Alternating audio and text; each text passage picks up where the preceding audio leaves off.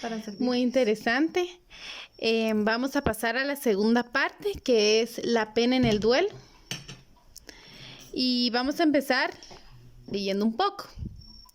Cuando se pierde a alguien querido, necesitamos hacer un trabajo psicológico denominado duelo. Se trata de un proceso que nos ayuda a soportar la pena de habernos quedado sin ese otro en el cual teníamos depositados nuestros afectos. En nuestro interior se establece una lucha interna al tener que adaptar los deseos a la realidad que nos impone. La energía emocional que habíamos depositado en la persona vuelve al yo y lo inunda. Se necesita tiempo para ir desligando los afectos que ya no tienen destinatario.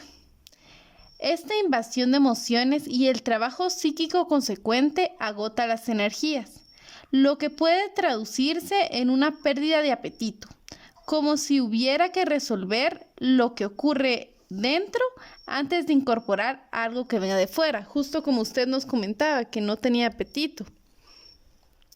El vínculo que hemos perdido está asociado a múltiples recuerdos de los que vamos separándonos poco a poco. La realización de este trabajo es una tarea lenta y desagradable. Por esta razón, muchas personas tratan de retardar la elaboración del duelo, aferrándose a la ilusión de que esa persona perdida volverá. Otra manera de negar la pérdida es identificarse con la persona ausente. En este proceso se crea un objeto sustituto dentro de uno mismo.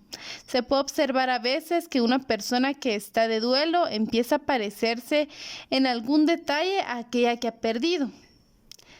Puede ser como, por ejemplo, su hábito por tomar café. La aparente falta de la emoción frente a un fallecimiento puede deberse a la identificación con el ausente. Comer algo que le gustaba a la persona que ha desaparecido, cómo vernos el ejemplo que sigue, es una forma de negar la pérdida y el dolor que produce. Lo que más complica el proceso de duelo es la ambivalencia afectiva. Todos los sentimientos agresivos dirigidos al otro pueden deberse y volverse contra el yo, dando lugar a actitudes o pensamientos autodestructivos. Durante este trabajo puede que no quede apenas libido para vivir y comer con cierta normalidad. Si bien puede faltar el apetito, también puede aumentar. Hace años, cuando la capilla ardiente se montaba en los domicilios particulares, se preparaba comida para los que acudían al velatorio. Lo que simboliza la comida en esos momentos era el deseo de seguir viviendo. Este simbolismo está recogido en un refrán popular que dice: el muerto en el hoyo y el vivo en el bollo. Ahora, ¿qué me puede comentar usted sobre ese momento? Pues hay sentimientos autodestructivos. ¿Cómo le hizo usted para superarlos? Para ver hacia adelante. No, creo que no fueron autodestructivos, aunque la negación podríamos enfocarla tal vez por ahí. Sí. Porque yo pienso que más que sentimientos destructivos no me sentía capaz de poder manejar con ese dolor tan fuerte de ya no tenerlo conmigo. No podía visualizar un futuro sin él, sino que él era parte de ese futuro, o sea, era mi presente siempre. Desde que tenía uso de razón, él estaba ahí. Incluso por eso le decía que es una situación un poco más compleja, porque no es mi papá, pero estuvo más que mi papá. No es que mi papá no haya estado, pero era más presente que mi papá en ese momento. Entonces, era complejo. Lo que hice fue eso, ¿verdad? Irme hacia el lado de no está pasando o están pasando otras cosas que son más importantes y ahí dejamos el sentimiento para después. Por supuesto, cuando ese sentimiento llegó fue bien difícil. Gracias a Dios tengo un esposo que me vio llorar, quien cuando fue oportuno me abrazó, cuando fue oportuno me dio mi espacio y me dejó llorar. Entonces, creo que eso ha sido básico para mí, ¿verdad? El tener esa compañía. ¿Y cómo fue regresar a esa normalidad? Primero no fue tan rápido como yo hubiera querido. O sea, eso no fue así. Fue largo. Creo que fue un periodo largo y creo que el corazón se va acostumbrando a esa ausencia, ¿verdad?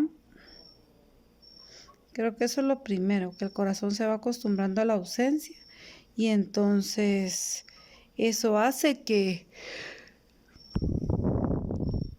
pues que se vaya superando el tema, ¿verdad? Y como les digo, siempre buscando en esos momentos, en esos baches que todavía hoy, 18 años después, hay momentos donde lo sigo sintiendo. Definitivo, es un abrazo que extraño, que me hace falta. Quisiera sentir ese abrazo o ese consuelo solo de decir, mija, esto también va a pasar.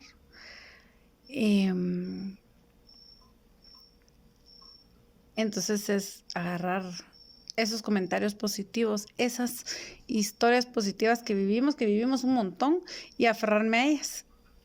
Y están conmigo. Entonces, como no encapsularme en lo negativo, sino que al contrario, ¿verdad? Tratar de buscar lo positivo.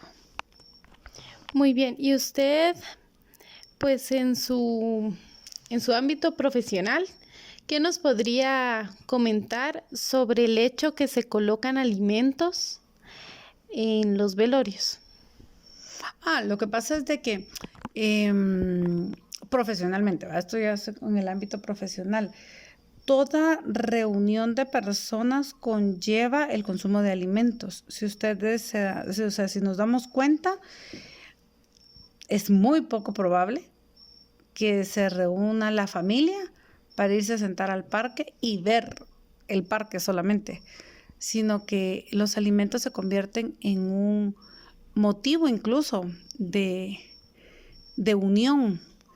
Y cuando hay unión, pues siempre se comparte. ¿A qué me refiero con que se convierten en motivo de unión? El 1 de noviembre, como una tradición guatemalteca, se reúne la familia para consumir el fiambre. No se reúne la familia solo para contar historias y nada más, y convivir, sino que sí, por supuesto, cuentan historias, se convive, pero es alrededor de la mesa, porque se manifiestan ahí todos los sabores que le gustan a la familia. Entonces, definitivo sí es muy importante. Y el hecho que se utilicen los alimentos también para el momento de los velorios, pues es acompañar, ¿verdad? Somos anfitriones y estamos siendo recíprocos a la persona que vino y nos está visitando o acompañando en ese momento de duelo, y por eso es que les ofrecemos un café, un té, un pan, una galleta, y esos alimentos están evolucionando, porque aquí en la ciudad solamente son eso, un café, un pan, una galleta y nada más, pero en el interior el que fallezca una persona es un momento también de unión del pueblo o de la aldea completa. ¿Qué es lo que ocurre? En la aldea completa se muere una persona y todos los vecinos se encargan de llevar alimentos para todas las personas que van a acompañar esa velación, incluso el entierro, porque después del entierro regresan a casa y consumen alimentos. Entonces, consumir alimentos es un buen momento cuando hay personas reunidas, siempre. Muy interesante cómo nuestra vida social, nuestra vida personal está realmente muy relacionada con el alimento. Sí, gira nuestra vida social realmente y personal, obviamente social, personal y familiar, gira alrededor de nuestra ingesta de alimentos. ¿Por qué? Porque pues, nos reunimos al almuerzo, al desayuno o a la cena. Nos reunimos en fines de semana con horarios distintos para tener brunch, para tener coffee breaks o cualquier tipo de alimento, ¿sí? Es efectivo lo que usted decía, que si nosotros pues nos inclinamos hacia ese rubro. Bueno, pues muchísimas gracias porque usted tiene pues ese ámbito profesional y también esa experiencia personal. Entonces es un honor que haya participado aquí con nosotros y queremos desearle una muy feliz noche. Muchas gracias por escucharme, por hacerme recordar, por acompañarme a recordar esos hermosos momentos. Por supuesto que aunque es de noche se me antojó un café. Siempre es un buen momento para un café. Y esta no es la excepción. Muchísimas gracias y estoy a sus órdenes cuando guste, ya sea personal o profesionalmente. Muchas gracias.